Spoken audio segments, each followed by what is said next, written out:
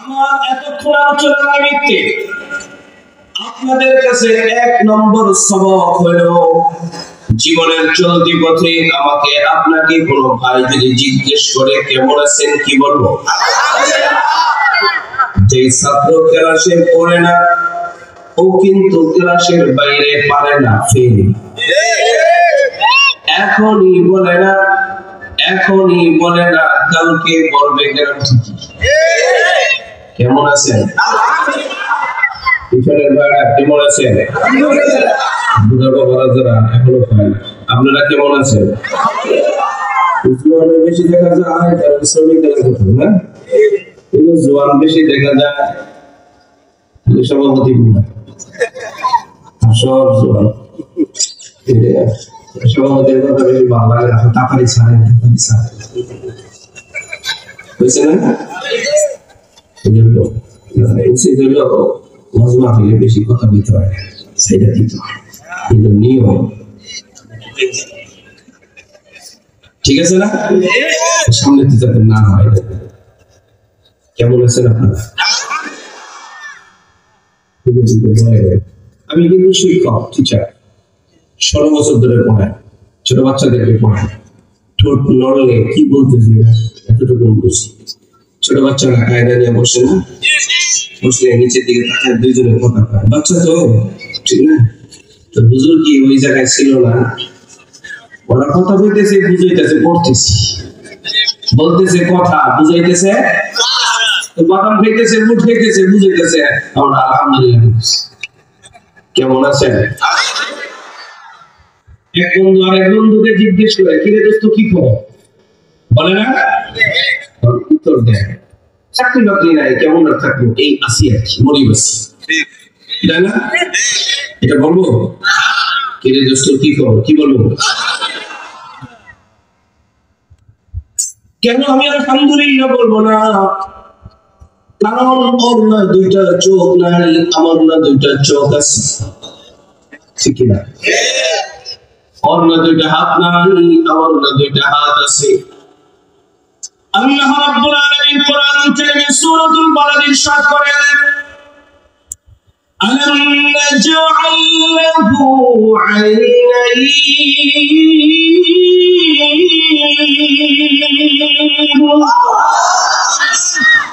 আল্লাহ রাব্বুল আলামিন বলেন, আমি কি তোরে দুইটা চোখ দেই নাই? বলেন কি? আলহামদুলিল্লাহ।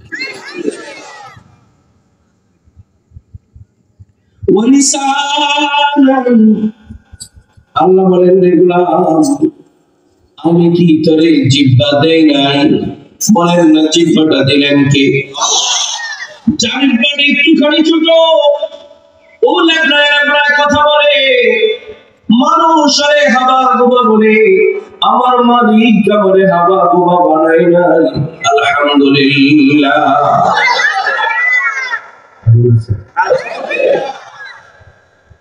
একটা মাত্র জিহ্বা, চুকা দিলে চুকার মজা, মিষ্টি দিলে মিষ্টির মজা, ঝাল দিলে ঝালের মজা।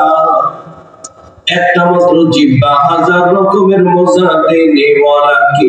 আল্লাহ। কেমন আছে? আলহামদুলিল্লাহ। বলে থাকবে ওয়াচাকাতাই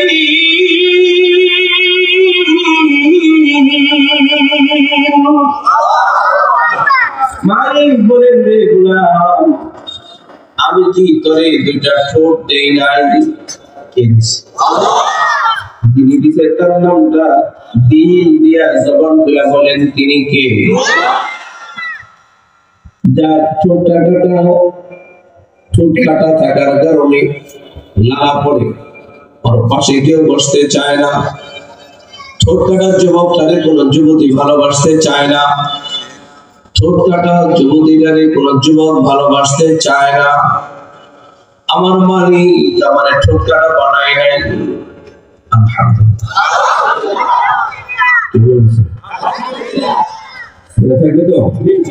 যে কোনো পরিবেশে, যে কোনো অবস্থা, যে কোনো হালতে যে কেউ জিজ্ঞাসা করো ভাই কেমন আছেন, কি বলো?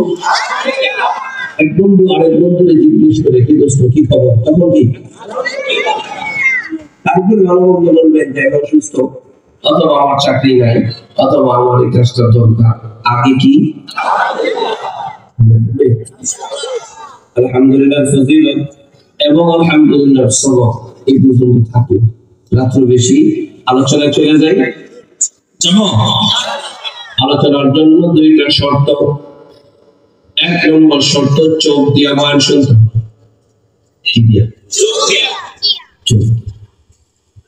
অনেকে বলতে পারেন হুজুর চোখ দিয়া তো দেখা যায়, শ্রবণ করা যায় না। এটা আমার কোন বক্তব্য না, বড় দার্শনিক ইমাম গাজ্জালী রাহমাতুল্লাহি আলাইহি বলেন বয়ান শুনতে হবে চোখ দিয়ে।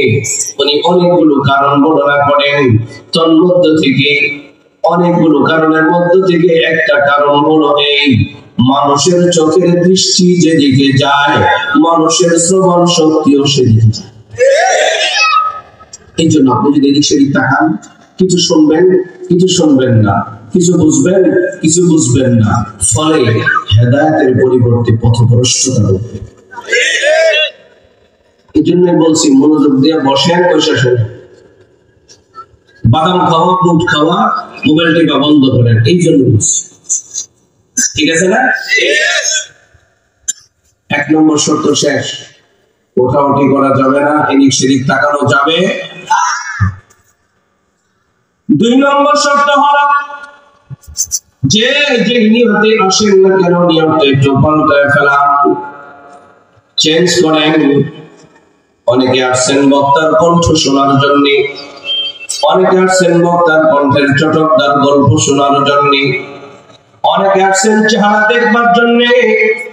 যে যে নিয়তে আসেন না কেন নিয়তটা চেঞ্জ করেন। কারণ আমি খুতবার প্রারম্ভে বলেছি, এটা কোরআনের মজমা, এটা হাদিসের মজমা, এটা তওবার মজমা, এটা ইস্তিগফারের মজমা, এটা হিদায়াতের মজমা। ঠিক কি না? গল্প শুনতে আসি নাই, কণ্ঠ শুনতে আসি নাই, আমরা কোরআন শুনতে আসছি। কি শুনতে? ইনশাআল্লাহ। আপনি যদি আপনার নবীকে জিজ্ঞাসা করেন পয়গম্বর নিয়ত সম্পর্কে আমাদেরকে কিছু বলেন, আপনার নবী আপনাকে বলে ক্বালান নবিয়্যু সাল্লাল্লাহু আলাইহি ওয়াসাল্লাম নিয়াতুল মুমিনি খায়রুম মিন আমালিহি। নবী কি বলেন? উম্মত, মুমিন বান্দার নিয়ত আমলের চাইতে দামি। বলেন, মুমিন বান্দার নিয়ত আমলের চাইতে দামি, মুমিন বান্দার নিয়ত আমলের চাইতে দামি। সুবহানাল্লাহ। নিয়ত করলেন বয়ান শুনলেন, আর নিয়ত করলেন আগামী কালকে আমল করবেন। কিন্তু এমন হতে পারে আগামী কালকে সূর্য ওঠার আগে আগে আমার আপনার লাশ হতে পারে কি পারে না? সামনে কি নির্বাচন, সামনে কি সামনে কি সামনে কি নির্বাচন, শেষ। সামনে কবর, এটি ওয়াজ। সামনে কি বলেন? সামনে কি? যার জানা আছে আমার সামনে কবর, চুরি করতে পারে না, পারে? তার মানে আমাদের জানা আছে, মানা নাই, এমন জানার কোন দাম। আপনি যদি আপনার নবীকে জিজ্ঞাসা করেন পয়গম্বর নিয়ত সম্পর্কে আমাদের কি কিছু বলেন, বুখারী শরীফে সর্বপ্রথম হাদিস وبه قال حدثنا الحميدي قال حدثنا سفيان قال أخبرني محمد بن إبراهيم التيمي أنه سمع علقمة بن وقاص الليثي يقول سمعت عمر بن الخطاب رضي الله عنه على المنبر يقول سمعت رسول الله صلى الله عليه وسلم يقول إنما الأعمال بالنيات। নবী বলেন, তোমার আমলগুলি তোমার নিয়তের উপরে নির্ভরশীল। এক কথায় নিয়ত ঠিক যা আমল ঠিক নিয়তে বেজাল আমলে ওয়া ইন্নামা লিমা নাওয়া ফামান কানাত হিজরাতুহু ইলা দুনিয়া ইউসিবুহা আও ইলা ইমরাতিন ইয়ানকিহুহা ফাহিজরাতুহু ইলা মা হাজারা ইলাইহি নবীজি বলেন দুনিয়ার জন্য আসলে দুনিয়া পাইবা আল্লাহর রাসূলের জন্য আসলে আল্লাহর রাসূলকে পাইবা কোরআনের জন্য আসলে কোরআন পাইবা তওবার জন্য আসলে তওবা পাইবা কণ্ঠের জন্য আসলে কণ্ঠ পাইবা ঠিক কি না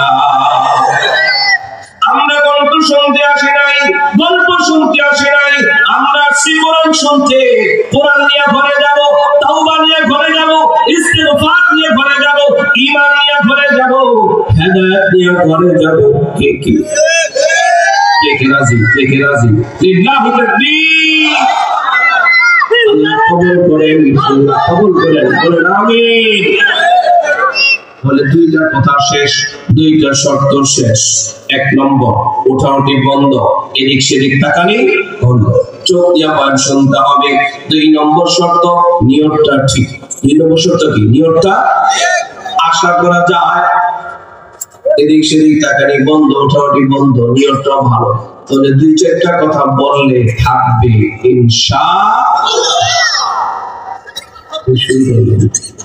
أعوذ بالله من الشيطان الرجيم بسم الله الرحمن الرحيم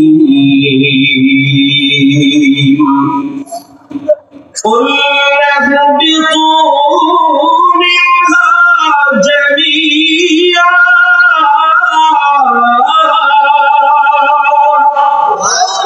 فإما يأتينكم مني هدى فمن تبع هداي فلا خوف عليهم ولا هم يحزنون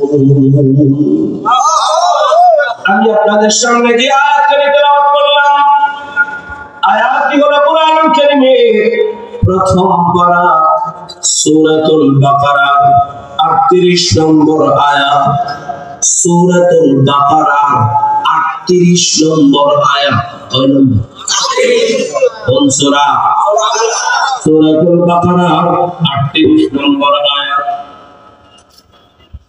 এই 38 নম্বর আয়াতটা কি যদি আমাদের বুঝতে হয়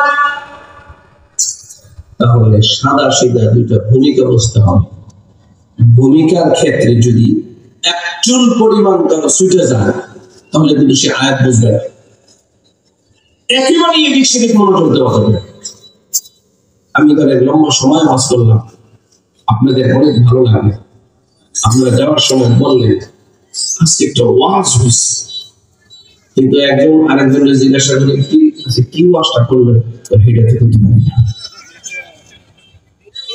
বুঝলেন না মনে হয় এই জন্য যে কয়টা কথা বলবো প্রত্যেকটা কথা দইনা বেটা মুখস্থ করতে হবে এই ওয়াজ দিয়ে বাড়িতে যেতে হবে যে ফ্যাক্টরিতে চাকরি করেন ফ্যাক্টরিতে যখন যে কাজ করেন সে তার পাশের জন্য এই ওয়াজ শোনাবেন ঠিক আল্লাহ কয়টা ভূমিকা বুঝতে হবে নম্বর 1 আমাদের একজন বাবা আছে আমাদের বাবার নাম আদম আলাইহিস সালাম সবাই বলেন বাবার নাম কি নিজের বাবার নামটা একটু মধ্যে মুখস্থ করে রাখো বাবার নাম কি আরেকজনের বাবারে বাবা ডাকতে ডাকতে নিজের বাবার নাম ভুলে গেছে বলেন বাবার নাম কি আমার আপনার বাবার বাড়ি জান্নাত বলেন আমার আপনার বাবার বাড়ি কোথায় বাবার বাড়ি যেখানে সন্তানের বাড়ি সেই সূত্র হিসেবে আমার আপনার বাড়িও ঠিক কিনা বেটি আমার আজকের আলোচনার আলোচ্য বিষয় হলো বাবার বাড়ি জান্নাত বলেন আলোচ্য বিষয় কি বাবার বাড়ি 1 নম্বর ভূমিকা শেষ 2 নম্বর ভূমিকা এই পোস্টারের মধ্যে আমি লেখা দেখলাম, আমার নামের শেষে লিখে দিয়েছে মুন্সিগঞ্জ, আমার বাড়িও মুন্সিগঞ্জ, আর আমি আমাদের মুন্সিগঞ্জ জেলার প্রধান মসজিদের খেদামতের দায়িত্ব পালন করি জেলা মার্কাজে। আমার বাড়িও মুন্সিগঞ্জ, আমার খেদামত, আমার খেদমতও মুন্সিগঞ্জ। আমি আমার যে মসজিদ পৌরসভার মধ্যে বড় মসজিদ, মসজিদের পাশে হলো ডিসি পার্ক, তার পাশে অপর পাশে একটা কেল্লা আছে, ঐতিহাসিক ইদ্রাকপুর কেল্লা, ঐতিহাসিক ইদ্রাকপুর লালবাগ কেল্লা আছে না, এরকম একটা কেল্লা আমাদের মুন্সিগঞ্জ শহরে একটা প্রাণ কেন্দ্রিক, অর্থাৎ DC office, court, DC park এর পাশাপাশি সব পৌরসভা। এই ঐতিহাসিক কেল্লার মধ্যে আমি আজকে থেকে প্রায় 14-15 বছর আগে ঢুকছিলাম। ঢুকার পরে দেখলাম বড় একটা কূপ আছে, কূপ বুঝেন, কুয়া, কুয়া বুঝেন, কূপ বা কুয়া যেটা বুঝেন, অনেক গভীর কূপ। এরপরে গাজীপুরে, এই গাজীপুরের প্রত্যন্ত অঞ্চলগুলো তো মাঝে মাঝে কুয়া আছে। কারণ আমার বোন, আমার এই যে কোনাবাড়ি না সামনে সমাজ কল্যাণ যে পরিষদ আছে, সমাজ কল্যাণ সংস্থা, এই সংস্থা দীর্ঘদিনের সিভিল অফিসার হলো আমার বন্ধুবৃত্তি, এখানে বাড়ি করছে, এখানে থাকে। আমি আশপাশে অনেক আসছি, তো এই পাশেও বেশ কিছু কুয়া দেখছি, ছোট ছোট কুয়া। ময়মনসিংহ অঞ্চলে বড় বড় কুয়া আছে, ঢাকার বীরপুরের বিহারীপল্লীতে এখনো কুয়া ব্যবহার করে। তো যাই হোক, এক কথা, যে কথাটা বোঝাবার জন্য আমি কুয়ার কথা টানলাম, গভীর কূপ, গভীর কূপ, কুয়া, গভীর কূপের মধ্যে, কুয়ার মধ্যে যদি কোনো মানুষ পড়ে যায়, ওই কূপ থেকে বাঁচার জন্য দুইটা জিনিস লাগে। নম্বর 1, একটা মজবুত রশি লাগে। নম্বর 2, উপরে শক্তিশালী লাগে। ঠিক কিনা? রশিটা যদি দুর্বল হয়, যেই মানুষটা কুয়ার মধ্যে পড়ে গেছে, কূপ থেকে বাঁচার জন্য রশি ধরে টান দিলে রশি ছিঁড়ে কূপের মানুষ কূপেই থেকে যাবে, বাঁচতে পারবে না। উপরে যিনি আছেন তিনি যদি দুর্বল হন, রশি যদি সবল হয়, কূপের মধ্যে যে মানুষটা পড়ে গেছে, কূপ থেকে বাঁচার জন্য রশি ধরে টান দিলে উপরেরটা সহকারে কূপের মধ্যে পড়বে কি পড়বে না? 2 নম্বর ভূমিকাও শেষ। আল্লাহ রাব্বুল আলামিন বলেন, কুল লাযবিতু মিনহা জামিআ।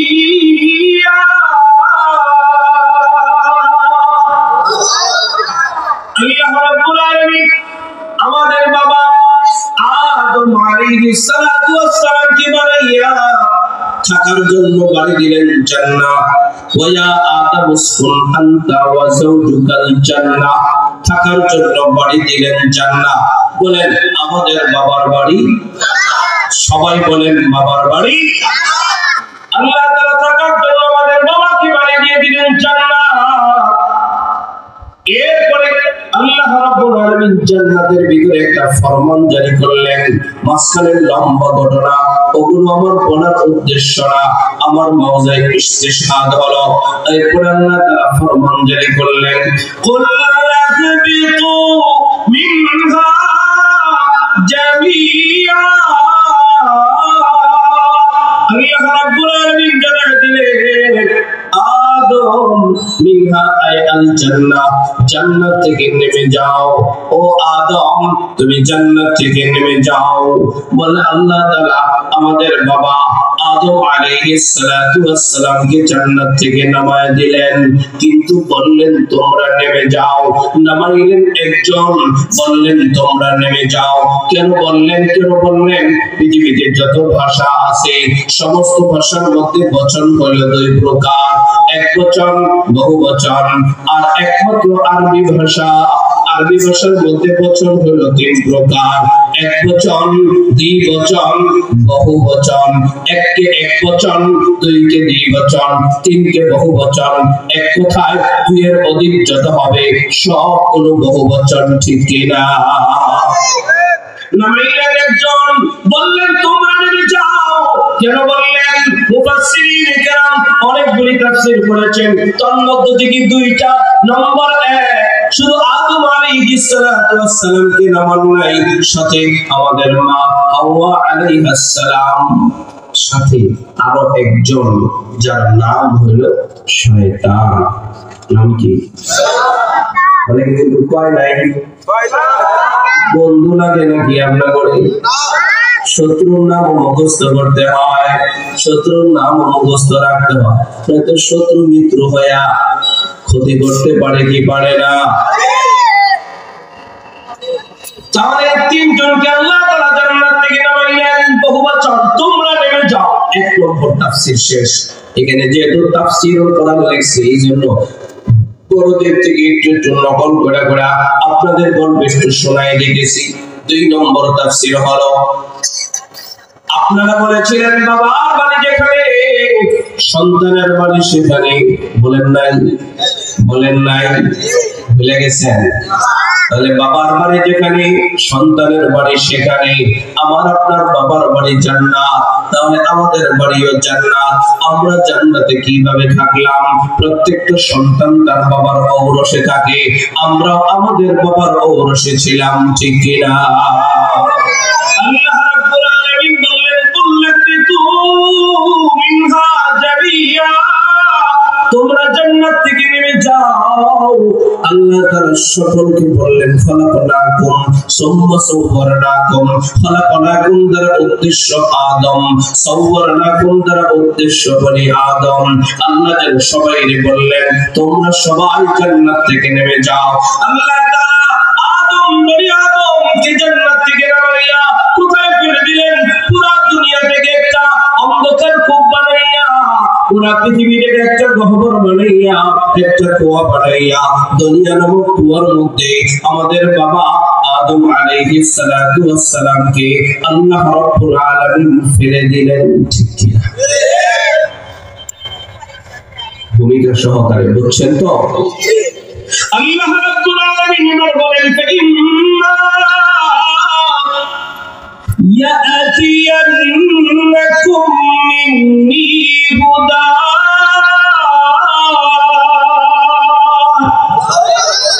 আল্লাহ রাব্বুল আলামিন বলেন, আমি আল্লাহ তাআলা তোমাদেরকে ফেলে দিয়ে ক্ষান্ত হই নাই। আমি আল্লাহ রাব্বুল আলামিন তোমাদেরকে নিষ্কৃতি দেওয়ার জন্য, তোমাদেরকে বাঁচানোর জন্য আমি আল্লাহ রাব্বুল আলামিন হেদায়েত নামক একটি রশি ঝুলায় দিলাম। রশির নাম বলেন, রশির নাম সবার বলতে, যেহেতু পড়াইতে বসছি পড়তে হবে, নয়তো ভুলে যাবেন, মুখস্থ থাকবে না। ছোট বাচ্চারা যখন পড়ে, উস্তাদ জোরে জোরে পড়ায়, জোরে না হইলে একটু জোরে পড়ে, জোরে না হইলে একটু জোরে পড়ে, এই যে পড়ায় বর্ষার আদব 3 প্রকার। বাচ্চারাও বলে বর্ষার আদব 3 প্রকার, জোরে জোরে পড়ে, জোরে জোরে বলেন। রশির নাম হেদায়েত। সমান করে বলেন, রশির নাম। যেহেতু রশি শব্দ এসে গেল, রশি সম্পর্কে আল্লাহ রাব্বুল আলামিন কোরআন কারীমের অন্যত্র ইরশাদ করেন, ওয়াতাসিমু বিহাবলিল্লাহ,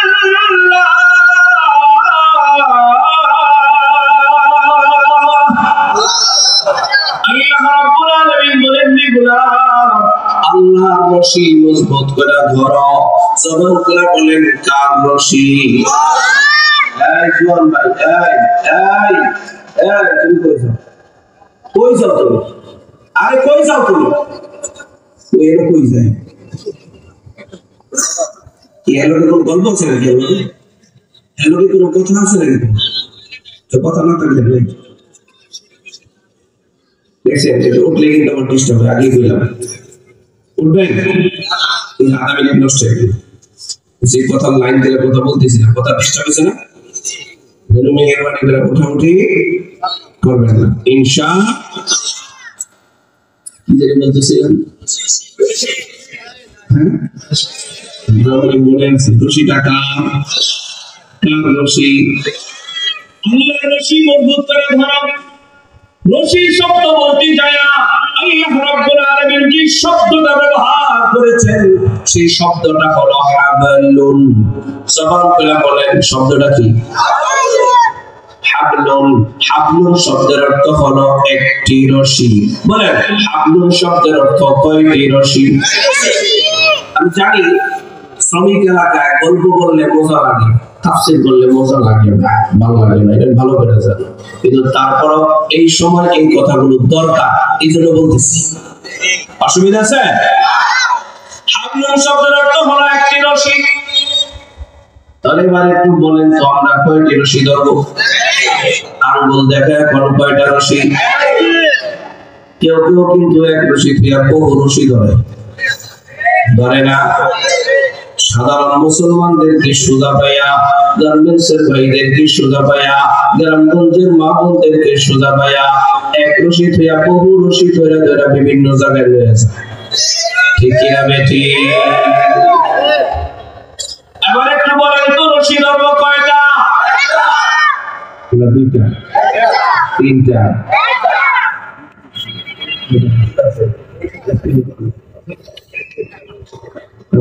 একটা কইতে চায় সভাপতি সাহেব, ধারু এলাকায় রশি টশি আছে না থাকলে কন এক রশি থুইয়া যারা বহু রশি ধরবো এলাকায় জায়গা নাই। ঠিক কিনা বলেন? ঠিক কিনা বলেন?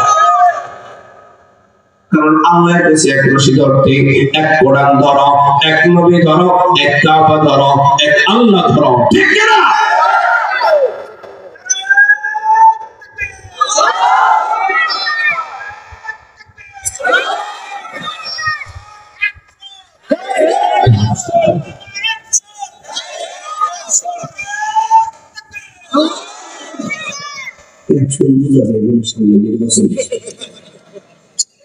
পঞ্চাশ টাকা দিলে 100 টাকা দিলে বাপরে বাপ 100 ওদিকে যায়।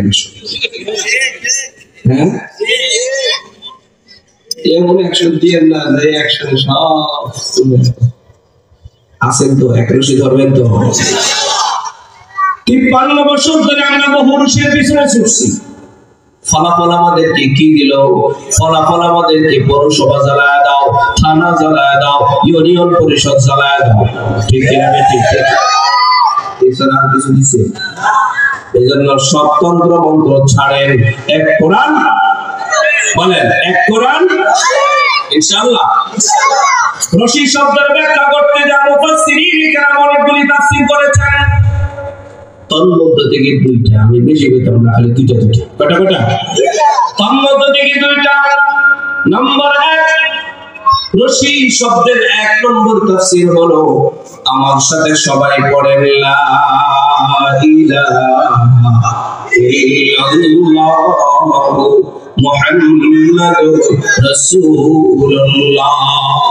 রশি শব্দের 2 নম্বর তাফসীর হলো আল কুরআনু কিতাবুল্লাহ।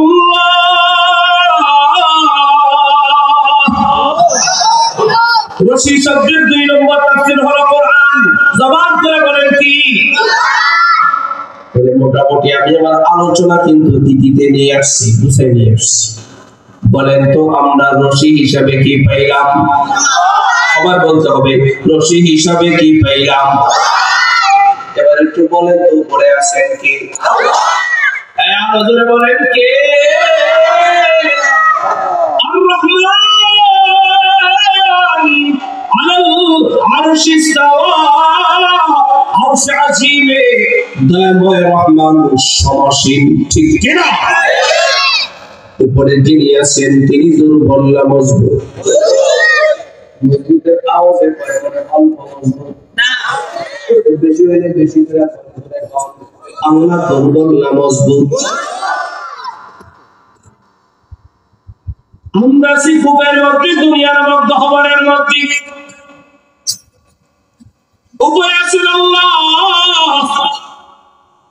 আল্লাহ তাআলা ঝুলাই দিয়েছেন কোরআন নামক রশি। এই রশির এক মাথা আল্লাহর কাছে, আরেক মাথা আমাদের কাছে। ঠিক কিনা? এবার একটু একটা বিষয় বোঝা দরকার। বলেছিলাম উপরে যিনি আছেন তিনি যদি দুর্বল হন, ও যে ব্যক্তি কূপের মধ্যে পড়ে গেছে, কূপ থেকে বাঁচার জন্য রশি দ্বারা টান দিলে উপরেরটা সহকারে কূপের মধ্যে পড়বে কি পড়বে না? এবার একটু পরখ করে দেখা দরকার। যদি বলেন জমিনটা আমার, যদি বলেন বাড়িটা আমার, যদি বলেন দোকানটা আমার, আমার বললে দলিল লাগে কি লাগে না? অমিয়া দলিলে কাজ হয় না। আসল দলিল, নকল দলিল, ভায়া দলিল সব লাগে। আরএস পর্চা, এসএ পর্চা, সিএ পর্চা, বর্তমানে বিএস পর্চাটাও লাগে, ঠিক কি না? একটা বাদ দিলে হয় না।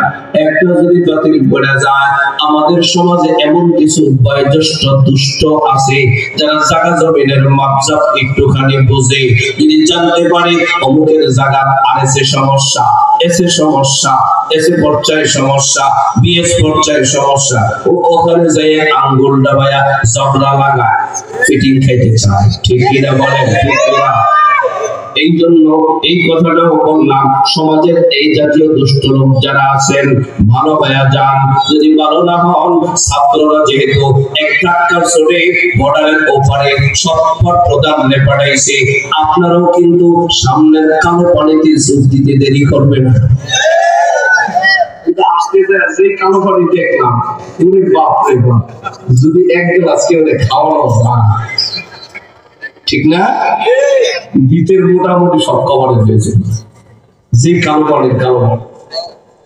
যাই হোক, আমি যে কথাটা বলতে চাইলাম, জমিনটা আমার বললে দলিল লাগে।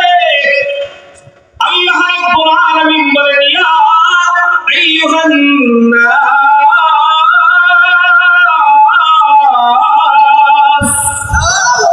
আল্লাহ বলেন, হে দুনিয়ার বংশেরা, হে মানব মণ্ডলী, উবুদুনি, তোমরা আমার ইবাদত করো। জবান খুলে বলেন, কার ইবাদত? আল্লাহ বলেন উবুদু, এখানে ইয়াই নিসবতি আছে। উবুদুনি, তোমরা আমার ইবাদত করো। বলেন ইবাদত কার? আল্লাহ।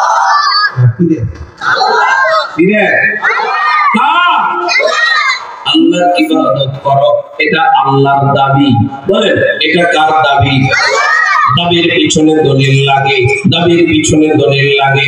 তাই তো আল্লাহ রাব্বুল আলামিন দলিল দিয়ে বলতেছেন, আমাদেরকে চোখে আঙ্গুল দিয়ে বুঝাইতেছেন আল্লাহ যে অনেক মজবুত। এই কথার জন্য আলাদা কোনো দলিল লাগে না, আলাদা কোনো প্রমাণ লাগে না, কিন্তু স্বয়ং আল্লাহ তাআলা আমাদেরকে চোখে আঙ্গুল দিয়ে বুঝাইতেছেন, উবুদু রাব্বাকুম। এক নম্বর দলিল, আমি তোমাদের রব। জবান খুলে বলেন, আমাদের রব কে? তাহলে আমরা ইবাদত করব কার?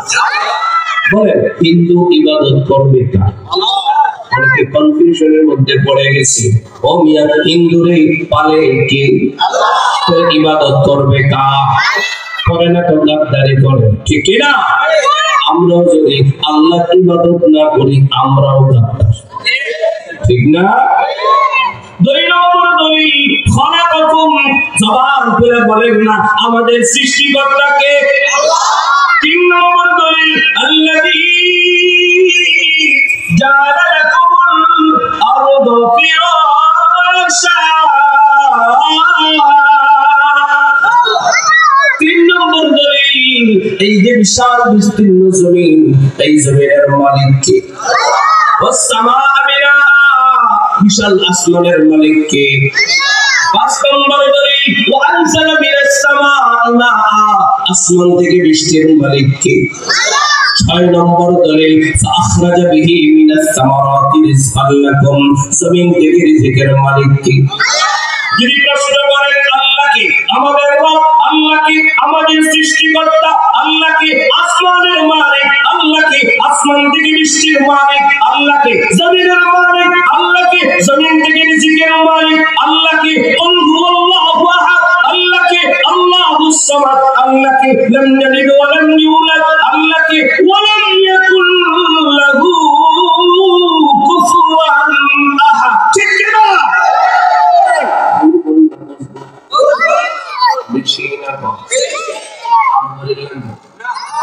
একটা পাইলাম, উপরে যিনি আছেন তিনি অনেক মজবুত, অনেক মজবুত, অনেক মজবুত, অনেক মজবুত, ঠিক?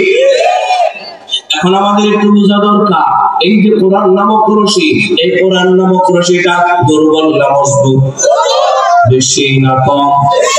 কোরআনকে যদি প্রশ্ন করেন, ও কোরআন তুমি বলে দাও না, আপনারা কোরআনের মাহফিলে আসছেন, আপনারা কোরআনের কাজের মাহফিলে আসছেন, এখন কোরআনকে একটু প্রশ্ন করেন না, ও কোরআন বলে দাও না, বলে দাও না, তোমার মধ্যে কোনো দুর্বলতা আছে কিনা, তোমার মধ্যে কোনো ভুল ত্রুটি আছে কিনা, কোনো সংশয় আছে কিনা, কোনো সন্দেহ আছে কিনা? কোরআনকে যদি প্রশ্ন করেন, কোরআনুল কারীম ব্যক্তহীন বিনীত কণ্ঠে জবাব দেয়, আলিফ লাম মিম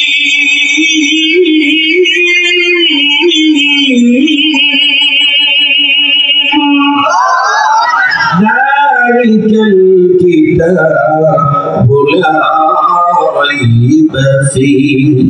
কোরআনুল কারীম জবাব দিয়ে বলে, আমি এমন এক কালাম যার মধ্যে কোনো দুর্বলতা নাই, যার মধ্যে কোনো সন্দেহ নাই, সন্দেহের অবকাশ মাত্র নাই, আমি নির্ভুল এক কালাম।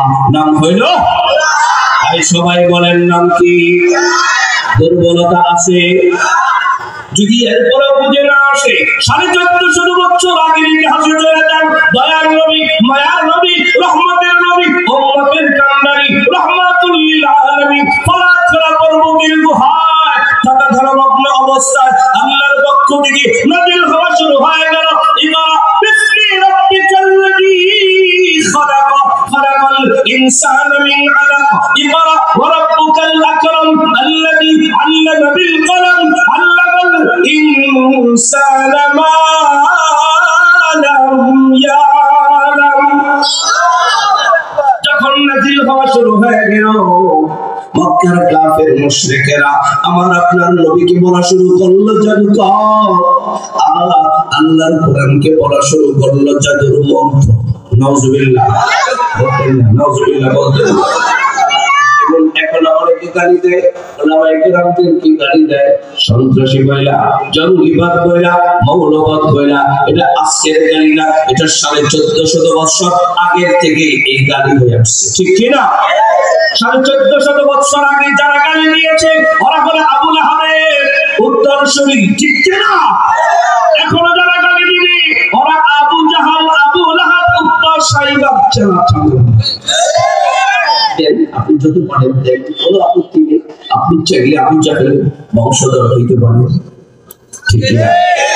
দিবেন দিবেন দিবেন দিবেন, কোরআনকে গালি দিবেন, কোরআন ওয়ালাদেরকে গালি দিবেন।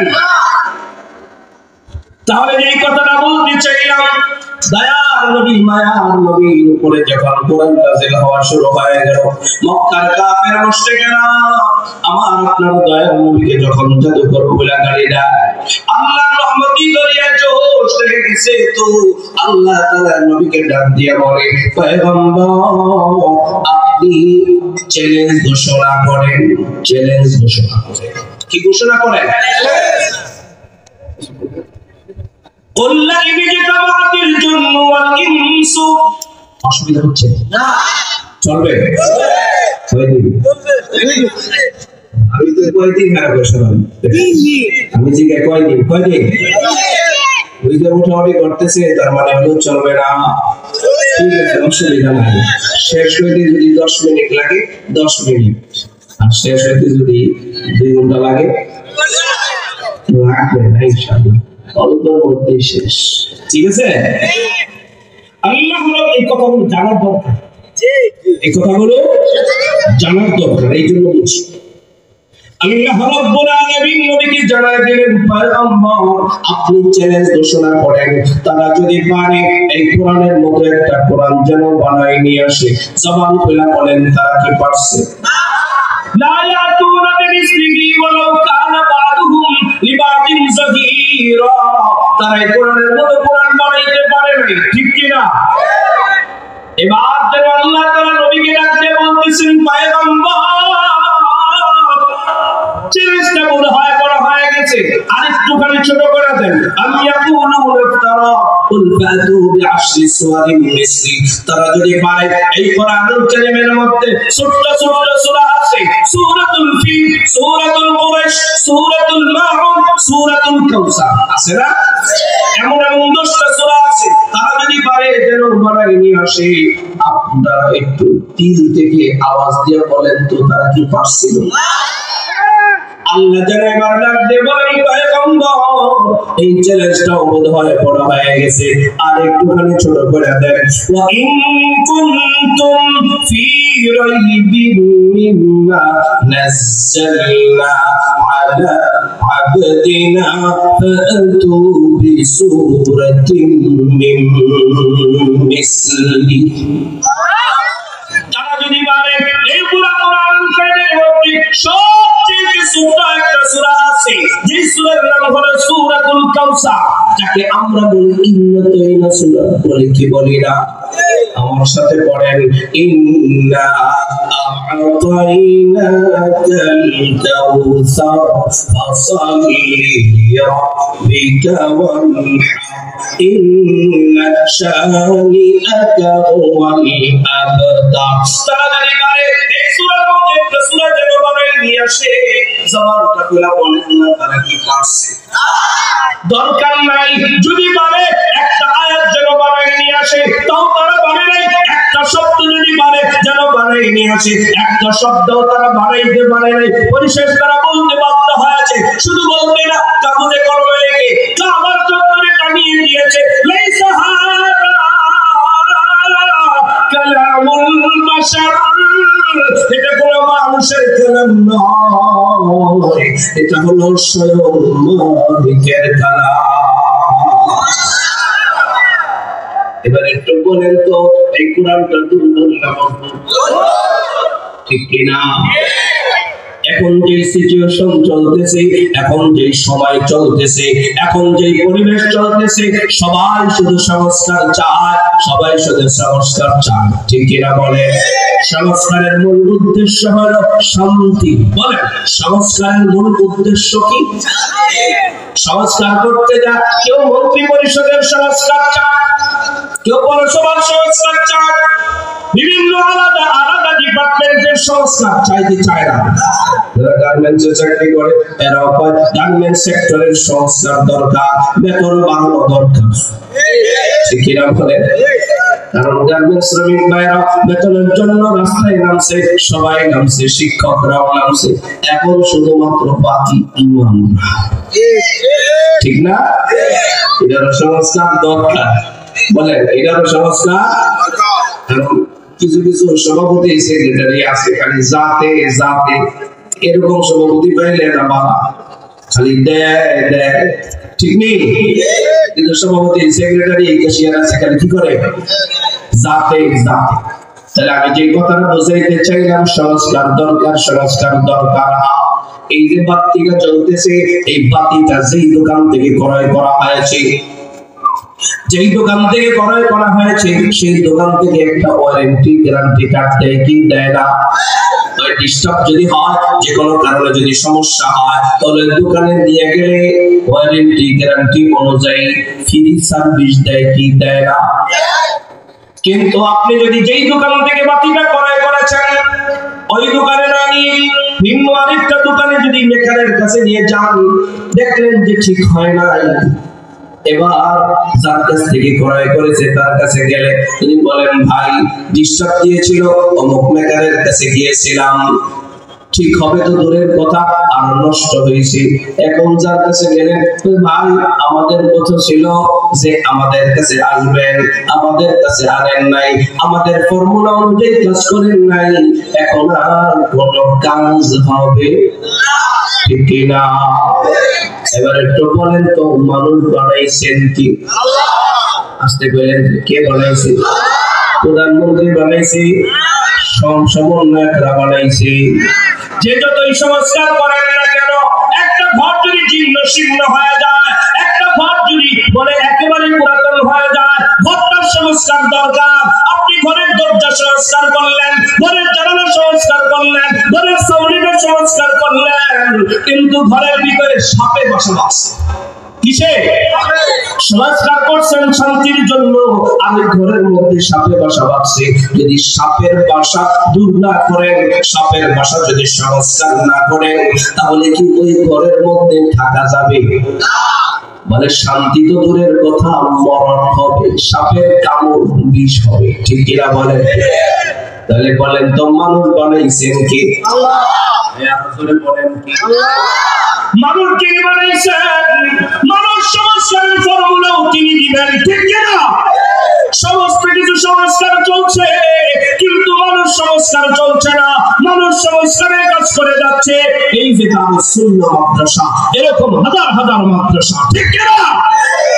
বলে যারা আসল জায়গায় সংস্কার করতেছে সবাই এদেরকে ছোট চোখে দেখে, ছোট চোখে দেখে। ঠিক বলেন, ঠিক বলেন। মানুষ সংস্কারের দরকার আছে কিনা? চার সংস্কার করে লাভ কি হবে? এক প্রধানমন্ত্রী দাঁড়াইলেন, আরেকটারে বসাইলেন, সেও চোখ, ঠিক কিনা বলেন? কারণ এই যে কমিটি গঠন হচ্ছে এলাকায় এলাকা, পাড়ায় পাড়ায়, মহল্লায় মহল্লায়, একটুখানি লিস্টের দিকে তাকায় দেখেন সমাজের সবচেয়ে বড় জুলুমবাজ যেটা, সন্ত্রাস যেটা, চোর যেটা, গাঁজাখোর যেটা, ওরাই বানাই সভাপতি, ওরাই বানাই সেক্রেটারি। এটাই তো চলছে। তাহলে হাতের এপিট আর ওপিট হবে, এর চেয়ে বেশি কিছু হবে না। এই জন্য আমরা চাই মানুষ সংস্কার। কারা কারা চান? কারা কারা চান? কারা কারা চান? লিল্লাহি তাকবীর। মানুষ বানাইছেন কে? মানুষ সংস্কারের ফর্মুলা দিবেন কে? এই মানুষ সংস্কারের ফর্মুলার নাম হইল, জোরে বলেন কি?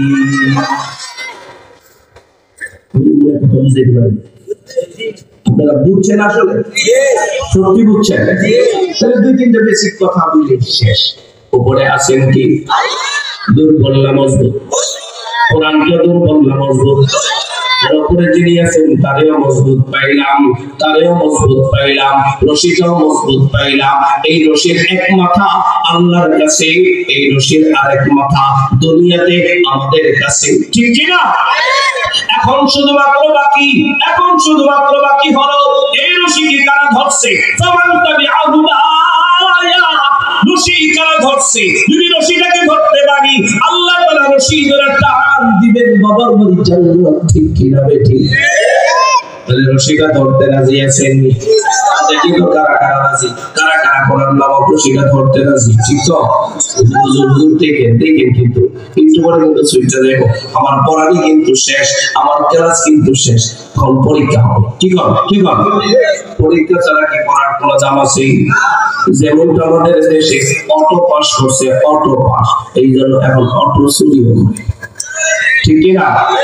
অটো পাস দিয়া অটো চুর, এত পরিমাণে চুরি করছে নিজেও জানে না কত চুরি করছে, এত চোর। অথচ আমার দেশের শ্রমিকদের কারণে, শ্রমিকদের মেহনতের কারণে সমাজের মধ্যে এখনো পর্যন্ত ব্যবসা টিকে আছে। তাদের কোনো মূল্য নাই, তাদের ভাতাগুলো 1 তারিখের বেতন 15 তারিখে নিয়ে দেয়। অথচ চোরগুলো বিদেশের বাড়িতে এখনো দিব্যি আরামে আছে, এখনো দিব্যি আরামে। কার কি হয়েছে বলেন? জানাই করা করছে, তারা বিদেশের বাড়িতে আরাম করতেছে। দেশের 17 বছরে হাজার হাজার কোটি টাকা লুটপাট করে তারা এখন আলাদা মুছে আছে। এই জন্য আর কোনো চোরকে সুযোগ দেওয়া হবে। আপনারা রাজি? কারা কারা রাজি? কারা কারা রাজি? লিল্লাহি তাকবীর। এই চোরগুলো কোরআনের আইন পাস করতে চায় না, তার একমাত্র কারণ হলো বলে কোরআন থাকলে মাছ খাওয়া যাবে না, কোরআনের আইন থাকলে চোরগুলোর প্রত্যেকটা কবজি কাটা হবে, প্রত্যেকটা কবজি কাটা হবে। এই জন্য কোরআনের বিধান সংসদে নিতে চায় না। এই জন্য সংসদে সংবিধান সংস্কার হচ্ছে। আমরা এমন এক সংবিধান চাই যা সংশোধনী নাই, যিনি শুরু থেকে নিয়ে শেষ পর্যন্ত যেটা নির্ভুল একেবারে পরিষ্কার, সেই সংবিধানের নাম আমরা কোরআন সংসদে চাই। আপনারা কি চান? আপনারা চান? 3 দিন পরে কিন্তু বুঝা যাবে, ঠিক কিনা? কিন্তু এখন প্রশ্ন হলো, ফামান তাবিআ হুদায়া ফালা খাউফুন আলাইহিম ওয়ালা হুম ইয়াহজানুন। এই রশি কোরআন নামক রশিটা কে ধরছে আর কে ধরে নাই, এটা একটু জানার দরকার, ঠিক কিনা? তাহলে সবাই বুকে হাত দেন, বুকে বুকে বুকে বুকে বুকে হাত দিয়া এবার কোরআনকে প্রশ্ন করেন, বলেন কোরআন আমাকে জানায় দাও আমার ঈমান আছে কিনা। কথা বলতেছি, আমার কথা শোনে, আমি গেলে পরে এই যে দেখছেন ডিস্টার্ব হয়ে গেল আমার চোখের সামনে, আর কইলেন না। প্রশ্ন করেন, ও কোরআন আমাকে জানা দাও আমি কোরআন পড়ছি কিনা। আমাকে জিজ্ঞাসা করছেন না, কোরআনকে জিজ্ঞাসা করছেন। কোরআনকে জিজ্ঞাসা করেন, ও কোরআন জানা দাও আমি জান্নাতি না জাহান্নামী। কোরআনকে প্রশ্ন করছেন, জবাব দিবে কে? কোরআন। কোরআনকে প্রশ্ন করছেন, জবাবটাও কে দিবে? কোরআন দিবে, ঠিক কিনা? কোরআনুল কারীম জবাব দিয়ে বলে, আল্লাযীনা ইউমিনুনা বিল গায়ব।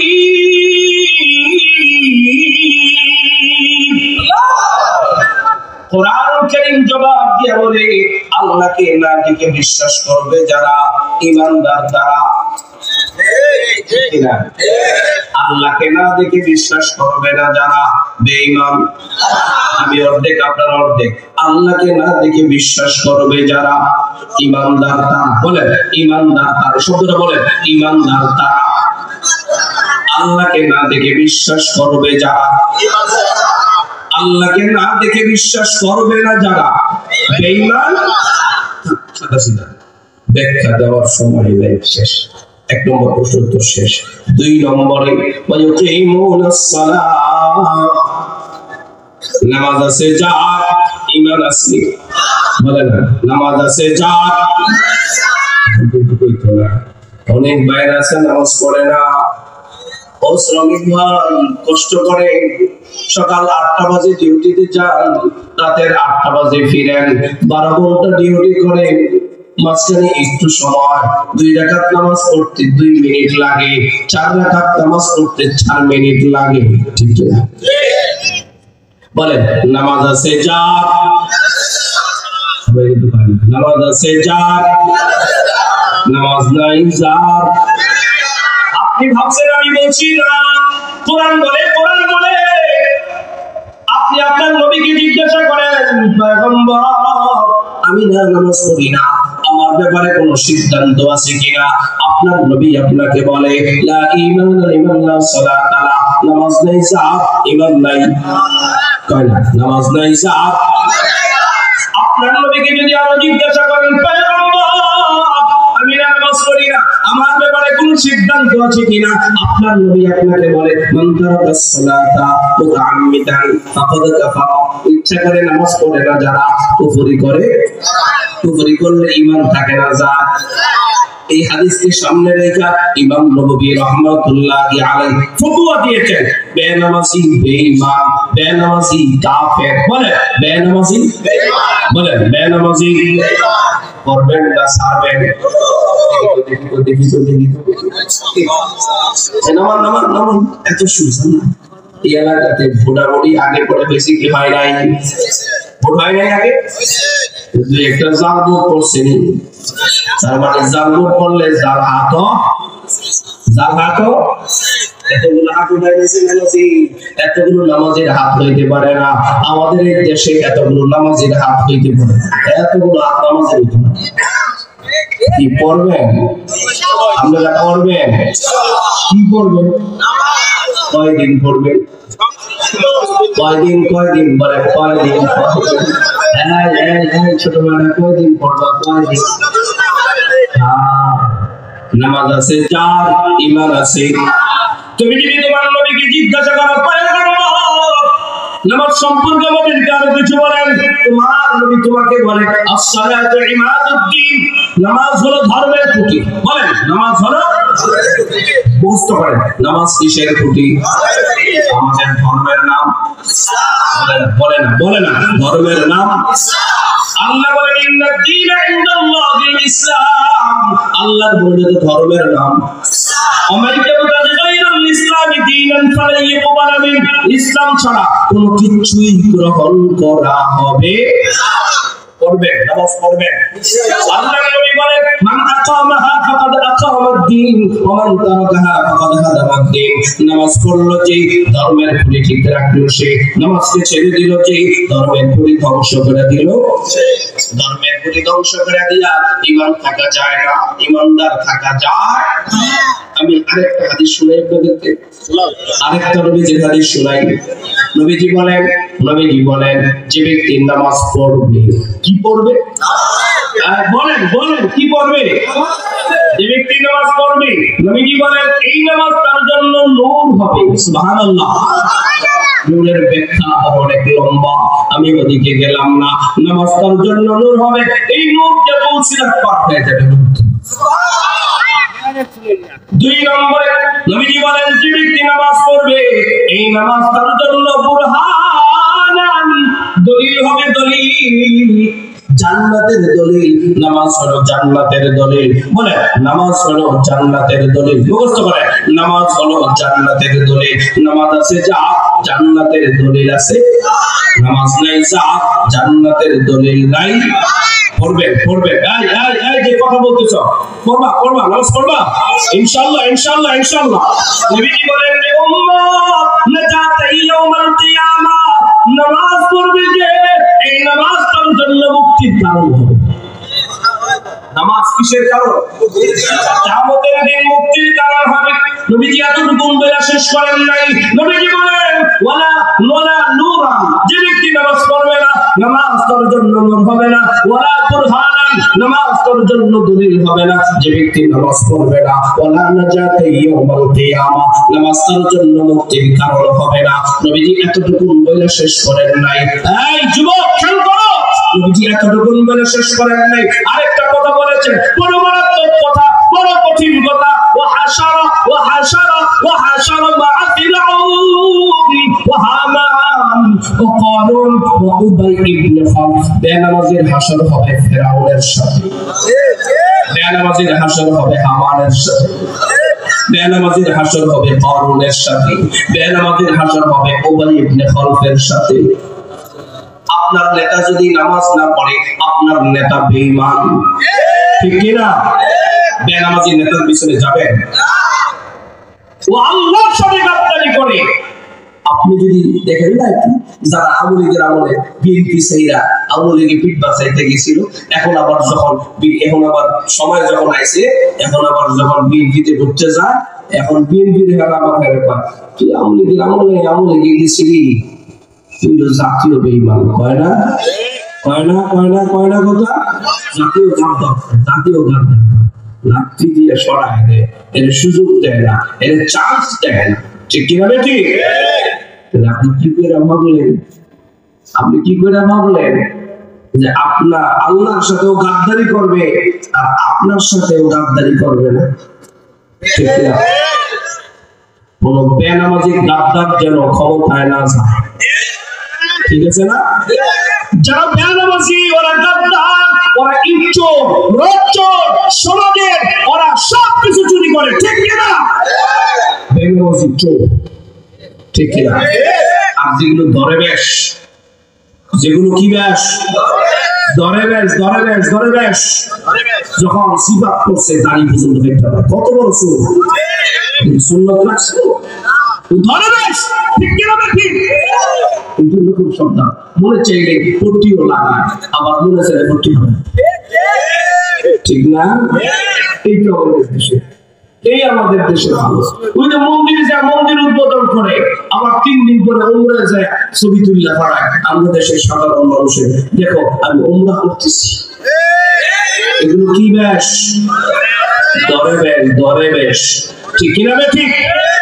এগুলোর থেকে সাবধান, ঠিক কিনা বলেন? যেহেতু আমি যে কথাটা বলতে চাইলাম, বেনামাজি গাদ্দার। আমরা নামাজ পড়বো না নামাজ ছাড়বো? ফজর পড়লে যোহর পড়ে না, যোহর পড়লে আসর পড়ে না, আসর পড়লে মাগরিব পড়ে না, মাগরিব পড়লে ইশা পড়ে না, একদিন পড়লে 2 দিন পড়ে না, 2 দিন পড়লে 3 দিন পড়ে না, মাঝে মাঝে পড়লে মাঝে মাঝে পড়ে না। আজকে থেকে জীবনের ভিতরে শপথ করবে, কোরআন আমাদের নামাজ না পড়লে বেঈমান বলে। এইটা তো বলেছিলাম কোরআনের মজমুআ, তওবার মজমুআ, আমরা তওবা করে ঘরে যাব। কোরআন আমাদের বেঈমান বলে না, আমি বেঈমান হয়ে বসতে চাই না। নবী আমাদের বেঈমান বলে বেঈমান হয়ে মরতে চাই না। বলতো তো ঈমান নিয়ে বাঁচবো, মরবো তো ঈমান নিয়ে মরবো, জীবনে কোনদিন নামাজ ছাড়বো না। বলি আল্লাহ, বলে আল্লাহ, জীবনে কোনদিন বিনা ওজরে বিনা কারণে নামাজ ছাড়বো না। নারা দিয়ে বলেন ছাড়বো না, ছাড়বো না, ছাড়বো না। আল্লাহ কবুল করে। 3 নম্বরে আল্লাহর দেওয়া রিজিক আল্লাহর পথে ব্যয় করবে যারা ঈমানদার তারা। ঠিক কি না? যে পরিমাণ কালেকশন আপনারা দিয়েছেন, এখন যদি আমার কই একটু দেন, সবাই রাগ করে আস্তে আস্তে ওঠাউঠি শুরু করবেন। কিন্তু হুজুর আমারে কইতেছে এত বড় মাহফিল, 2 দিন ব্যাপী মাহফিল, খরচ বেশি। হুজুরের বাড়ির কথা কইতেছে, কিন্তু সবাই দিতেছে আলহামদুলিল্লাহ। আল্লাহর দেওয়া রিজিক আল্লাহর পথে ব্যয় করবে যারা ঈমানদার। আল্লাহর দেওয়া রিজিক আল্লাহর পথে ব্যয় করবে না যারা বেঈমান। আমিয়া নামাজ পড়া ইবাদত, রোজা রাখা ইবাদত, হজ করা ইবাদত, যাকাত দেওয়া ইবাদত, দান করা ইবাদত, দানের কথা বলাও ইবাদত, দান উসুল করাও ইবাদত। কিন্তু নামাজের কথা বলছি, একজন ওঠে নাই। যদি বলি কিছু দেন কালেকশনের কথা, আস্তে আস্তে ওঠা শুরু করবো। করবেন না? দিলে দিবেন, না দিলে না দিবেন, কিন্তু উঠাউঠি করেন না। দোয়া করে যাবেন, দোয়া করে যাবো ইনশাআল্লাহ। কিন্তু আপনাদের কাছে যদি যদি আপনি চা পান করেন, এক কাপ চার দাম 5 টাকা, 4 লোকে গেলে চা বিস্কুট খান না, একটা বিস্কুটের দাম 5 টাকা, 5 টাকা নেই। যদি লোকে একটা পান খান, পানের দাম 5 টাকা, 3 পাঁচা 15 টাকা, হয়নি? 15 টাকা টান বা টান করে দিলি অসুবিধা, সেদিকে গেলে আরেকদিকে যাবো টান বা, ঠিক না? টান আছে না? আমি বুঝলাম না ব্যাপারটা কি। সভাপতি সাহেব টানের কথা কি আর উঠেন? আগের জমানায় এমন বলছি, আল্লাহ এখন বাঁচাইছে। আমিন করে দেন।